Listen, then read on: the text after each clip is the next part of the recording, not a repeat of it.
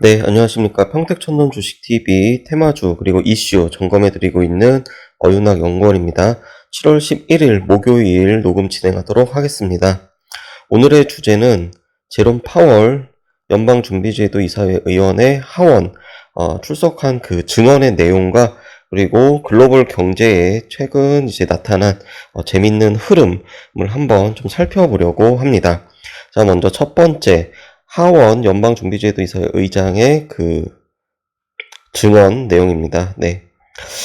일단 서면 답변을 먼저 내놓고 그 다음에 이제 의회에 나와가지고 증언을 했는데, 자, 서면 내용의 핵심은 이번에도 크로스 커런트라고 하는 이 역류 현상이라고 하는 단어를 썼다라는 게 좀 의미가 있다, 이렇게 볼 수가 있겠습니다.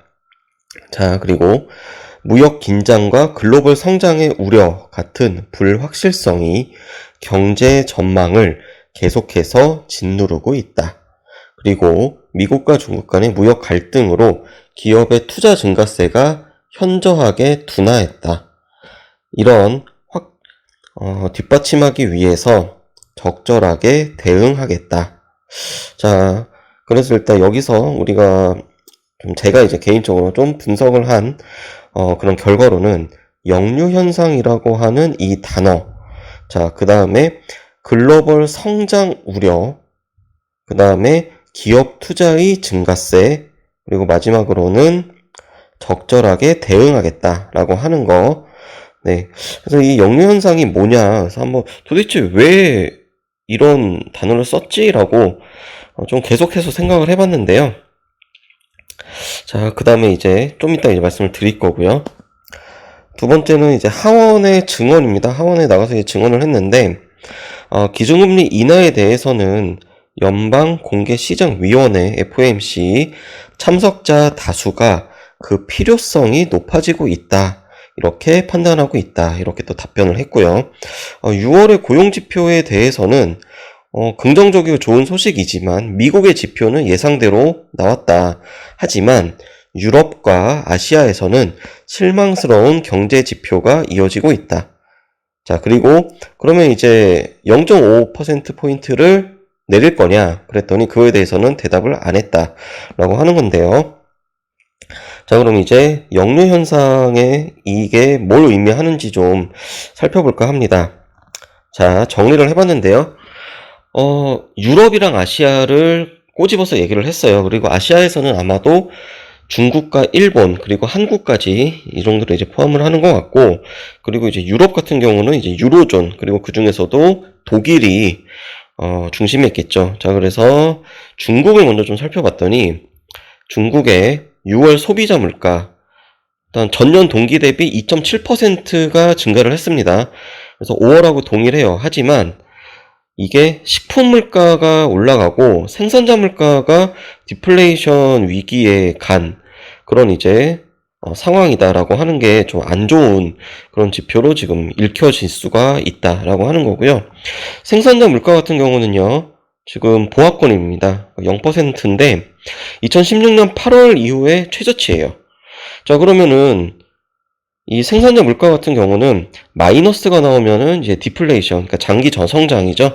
디플레이션의 전조로 해석을 하는데, 자, 제조업 지수도 좀 봐야 됩니다. 이제 PMI라고 하는데요. 차이신 제조업 지수가 6월 달에 49.4, 드디어 이제 50 이하로 내려왔죠.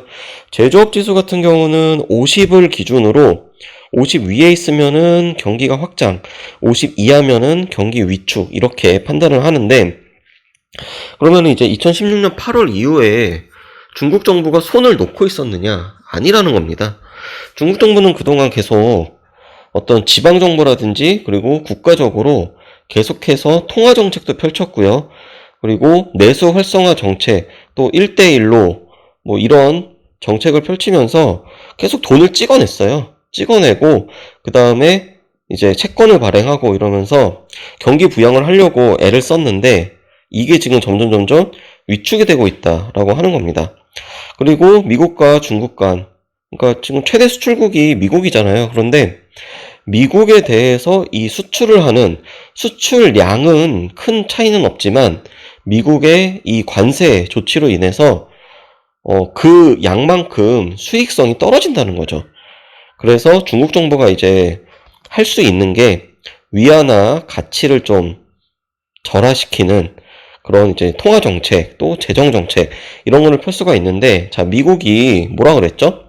인위적으로 자국의 통화 가치를 낮추는 그런 국가에 대해서는 상계 보복 관세를 부과하겠다.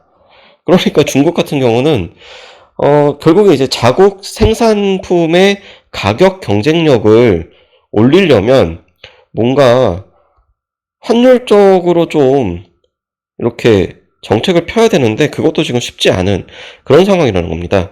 자, 그리고 일본 같은 경우도 한번 보면은요, 물가 상승률이 5월 기준으로는 0.7, 그리고 4월에 0.9, 오히려 더 내려왔죠.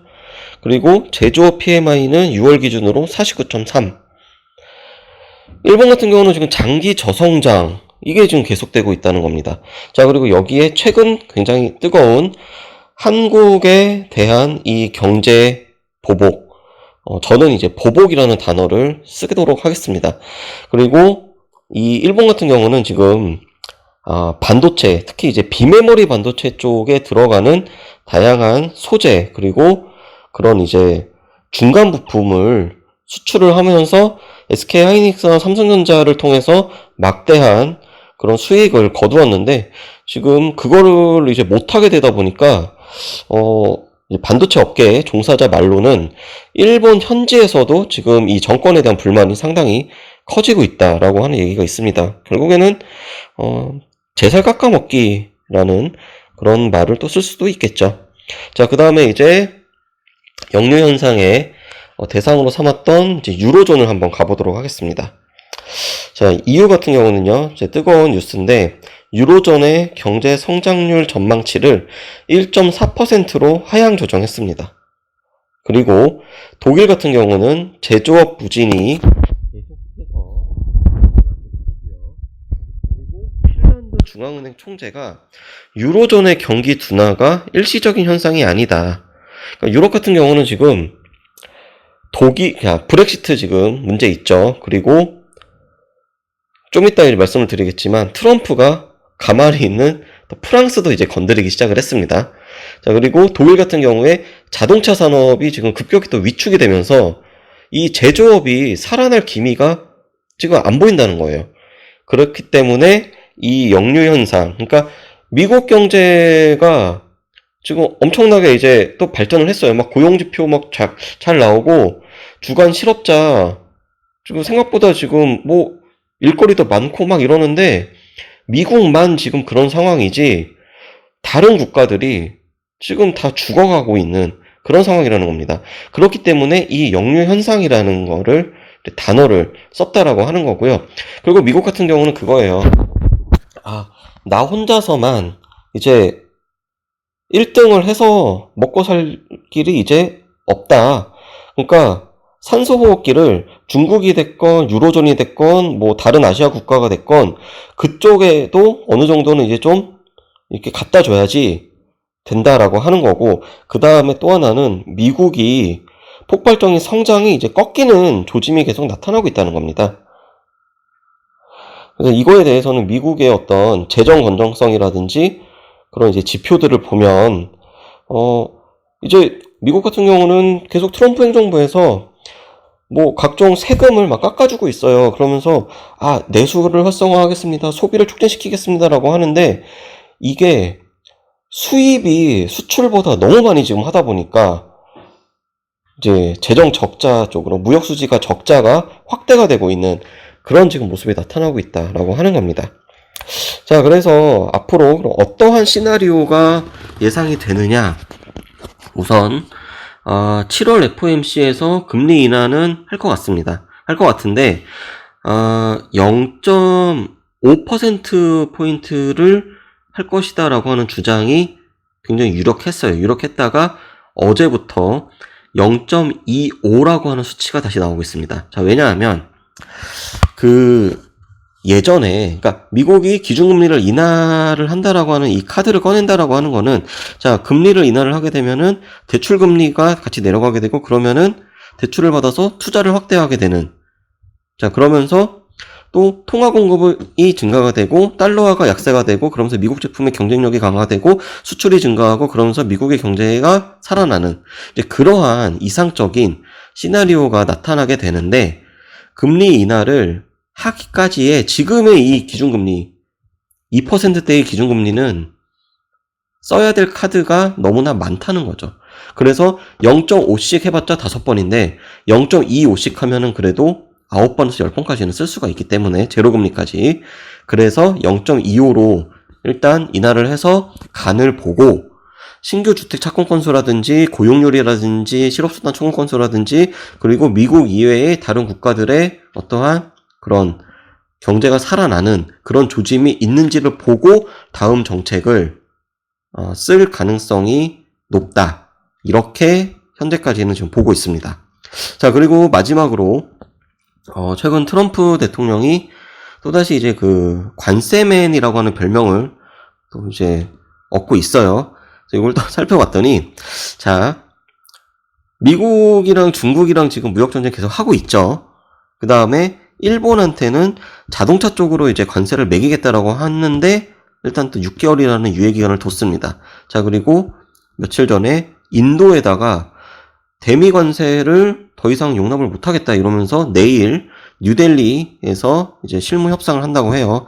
그 다음에 프랑스에다가는 이제 프랑스의 그 디지털세에다가 이제 보복 관세를 더 추진을 한다라고 하면서 트럼프 같은 경우는 지금 이 관세를 가지고 본인의 어떤 정치적인 이 앞으로 1년 정도 남은 이 선거에 대비한 지지율 결집, 그래서 스트롱 아메리카라고 하는 그 본인의 어떤 캐치프라이드를 이제 계속 내세우기 위해서 이 관세를 활용하고 있다라고 하는 거. 그래서 이러한 관세에 대한 거는 아마도 미국이랑 거의 지금 깡패 같은 역할을 하고 있어요.